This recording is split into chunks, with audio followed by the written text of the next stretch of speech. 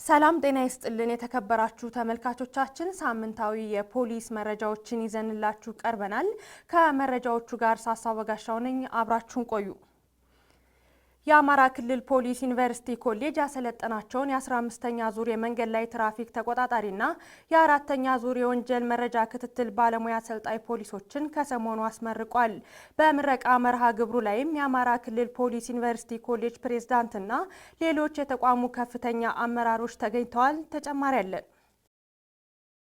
በመርሃ ግብሩ ላይ የስልጠና ሪፖርት ያቀረቡት የአማራ ክልል ፖሊስ ዩኒቨርሲቲ ኮሌጅ የአካዳሚ ጉዳዮች ምክትል ዋና ዳይሬክተር ረዳት ኮሚሽነር ግዛቸው ከበደ ሰልጣኞቹ በስልጠና ቆይታቸው በርካታ የንድፈ ሐሳብና የተግባር ትምህርቶችን እንዳገኙ አንስተው በቀጣይ ይህን ተግባር በመጠቀም የክልሉን ማህበረሰብ በቅንነትና በታማኝነት ማገልገል እንደሚገባ አሳስበዋል። የአማራ ክልል ፖሊስ ዩኒቨርሲቲ ኮሌጅ ፕሬዝዳንት ምክትል ኮሚሽነር አበበ ደለለ እንደተናገሩት ዩኒቨርሲቲ ኮሌጁ ከ1985 ዓመተ ምህረት ጀምሮ የተለያዩ አመራር ልዩና መሰረታዊ የፖሊስ ስልጠናዎችን በመስጠት ለክልሉ መንግስትና ህዝብ በማስረከብ ከፍተኛ አስተዋጽኦ ሲያበረክት መቆየቱን አንስተዋል። ዩኒቨርሲቲ ኮሌጁ በክልሉ የጀመረውን ሪፎርም ውጤታማ ይሆን ዘንድ የፈጻሚ አካላትን አቅም በመገንባት የፖሊስ ተቋም በእውቀት ላይ ተመስርቶ እንዲመራ ለማድረግ ጥረት እያደረገ ይገኛል ብለዋል። ፕሬዝዳንቱ አክለውም የክልላችንን የትራፊክ ፍሰት ለመቆጣጠርና የተጠናከረ የመረጃ ቅብብሎሽን ለማጎልበት የዚህ ዙር ስልጠና ጉልህ ሚና ይኖረዋል ብለዋል። እንደ ምክትል ኮሚሽነር አበበ ደለለ ገለጻ አሁን ክልላችን ያለበትን ወቅታዊ ሁኔታ ታሳቢ ያደረገ ሙያዊ ስልጠና የሰጠ በመሆኑ በምትመደቡበት አካባቢ የተሰጣችሁን ሙያዊ ስልጠና ወደ ተግባር በመቀየር የተሰጣችሁን ኃላፊነት በብቃት እንድትወጡ በማለት መልእክት አሳስበዋል። የዕለቱ ተመራቂዎች በበኩላቸው የወሰዱትን ሙያዊ ስልጠና በመጠቀም የክልሉን ማህበረሰብ ለማገልገልና የተጣለባቸውን ኃላፊነት ለመወጣት ዝግጁ መሆናቸውን ተናግረዋል። በመጨረሻም ለስልጠናው መሳካት አስተዋጽኦ ላበረከቱና በስልጠና ቆይታቸው ከፍተኛ ውጤት ላስመዘገቡ ሽልማት ተበርክቶላቸዋል።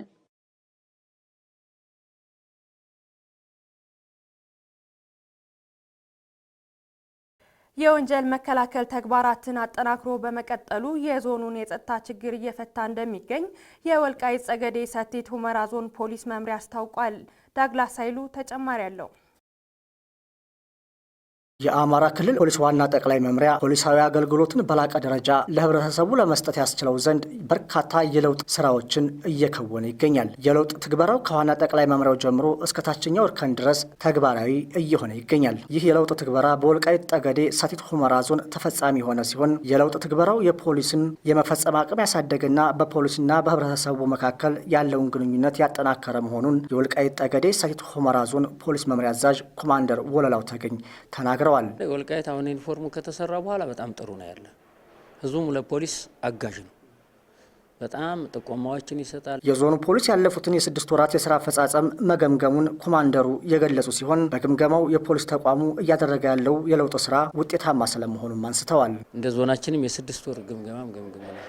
ስንገመግም በበቂና በጥሩ ሁኔታዎች አጠቃላይ ያለው ሁኔታዎች ዩኒፎርሙ ከመጣ በኋላ የተነቃቃ ስራዎች እንዳሉ ግምገማው የገመገምንበት ያለው ሁኔታዎች ናቸው ያሉ። እንደ ዞንም እንደ ወረዳዎችም ሰጠን ጠንካራዎችን ጠንካራ ወደ ኋላ የሚሉትን ደግሞ የማበረታታት ወደ ፊት እንዲመጡ የማድረግ እነዚህን የሰራዊቱን ስነ ምግባር አንዳንድ ያሉ ሁኔታዎችን የመልካም አስተዳደሮችን ማጠቃላይ ያለው ሁኔታ ላይ ከዚህ በፊት የነበረው ሁኔታ ላይ በበቂ ሁኔታ ላይ መልካም አስተዳደር ህዝቡ ማግኘት አለበት የሚል ትኩረት አድርገን የገመገምንበት ደረጃዎች ናቸው። የለውጥ ትግበራው የፖሊስን የከፍታ ዘመንና የሰራዊቱን ጥያቄ የመለሰ ስለመሆኑም ኮማንደሩ ተናግረዋል። አጠቃላይ ፖሊሱ በተሻለ ሁኔታ ነው የሚል ህዝቡ ግምገማ ያነሳል።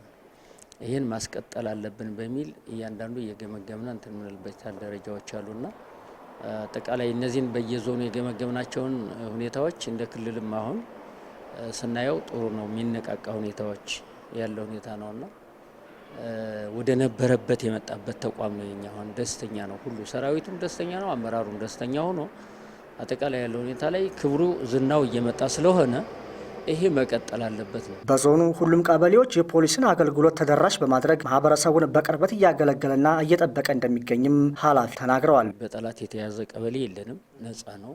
በሁሉም ቀበሌ ላይ ፖሊስ ተደራሽ አድርገናል። ይሄ መቀጠል አለበት ብለናል። በዚህ ልክ ውል ሰጭና ውል ተቀባይ በሚልም እንደ ፖሊስ አጠቃላይ መስመሮችን ጠላት የሚገባበትን ቁልፍ በርን፣ መለስተኛ በርን ጠላት የሚገባ ቤት ነው የሚል አጠቃላይ ለወረዳ ኃላፊዎች እንደ ዞን ተወያይተን የሰጠንበት ሁኔታዎች አሉ። የወልቃይት ጠገዴ ሰቲት ሁመራ ዞን ከሱዳንና ከኤርትራ ጋር የሚዋሰን ዞን መሆኑ ይታወቃል። ይህንን ከግምት ያስገባ የተደራጀ የጸጥታ ኃይል መገንባቱን ኃላፊው የገለጹ ሲሆን የዞኑን ሰላም ለማረጋገጥ ከፌዴራል የጸጥታ አካላት ጋር በቅንጅት እየተሰራ ስለመሆኑም ኃላፊው ተናግረዋል። እኛ አካባቢ ሰላም አስከባሪ የሚባል አለ፣ ፖሊስ ጋር አሁን አጠቃላይ ተቀናጅቶ የሚሰራ የፌዴራል ተቋም ፌዴራል ፖሊሶች አሉ፣ መከላከያ አለ።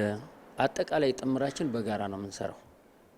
እነዚህ ተቋሞች አጠቃላይ ከቦርደር ከመሆኑ አኳያ ሁሉንም ተናበን ነው የምንሰራው፣ ልዩነት የለም። ምክንያቱም እዚያ ላይ ያለው ሁኔታ ላይ ፌዴራል ፖሊስም በዛ ያለው ሁኔታ ላይ እንደ ዞን ስንናገር ጥምርም ነገር ሲሆን ስራዎችንም በጋራ እየገመገምን ነውና ምን ሄደው አጋሽ ኃይል ነው ያለው።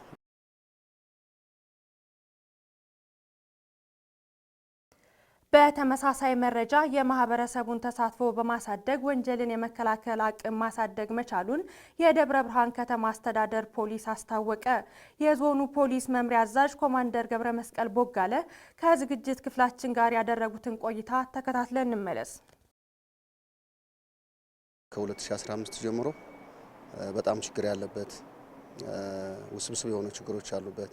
ያን ውስብስብ ችግር ግን ከህዝባችን ጋር ህዝቡን በማወያየት ህዝቡን በመያዝ በተለይ ማህበረሰብ አቀፍ ወንጀል መከላከል ስራን በዚህ አመት የህዝብ ንቅናቄ መድረክ ፈጥረናል። በክፍለ ከተማ ደረጃ በጣም ሰፊ ንቅናቄ ፈጥረናል። በአምስቱም ክፍለ ከተማ ደረጃ ህዝብ አወያይተናል።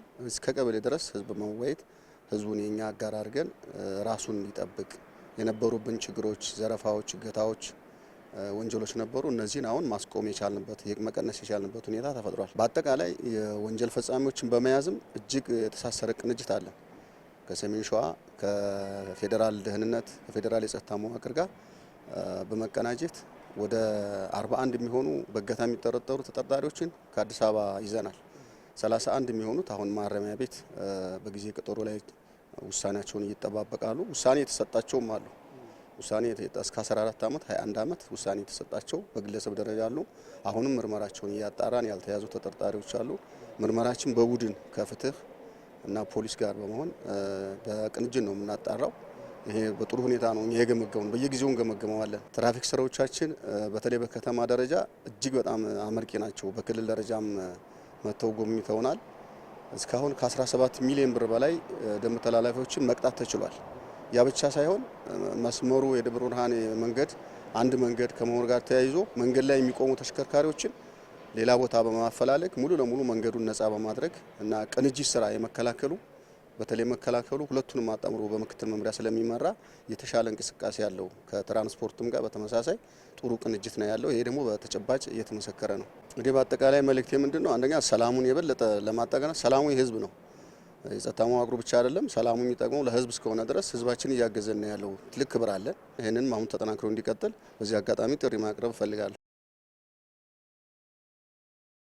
በአማራ ክልል መንግስትና በአፋሕድ መካከል የተደረሰውን የሰላም ስምምነት ተከትሎ ታጣቂዎች እየገቡ ነው። በአማራ ክልል መንግስትና በአፋሕድ መካከል የተደረሰውን የሰላም ስምምነት ተከትሎ በደቡብ ጎንደር ዞን እብናት ወረዳ በትጥቅ ትግል የነበሩ ታጣቂዎች በሰላም ገብተዋል። ስምምነቱን ተከትሎ በሰላም የገቡ ታጣቂዎች በእብናት ወረዳና አካባቢው በተለያዩ አደረጃጀቶች ታጥቀው በጫካ ሲንቀሳቀሱ የቆዩ ናቸው። የእብናት ወረዳ ዋና አስተዳዳሪ ቻላቸው መሳፍንት በተደረሰው ስምምነት የሰላምን ዋጋ ተረድታችሁ በመግባታችሁ ለህዝባችሁ ታላቅ እፎይታ ነው ብለዋል። ሰላም ያሸንፋል፣ እንኳን በሰላም መጣችሁ ብለዋል።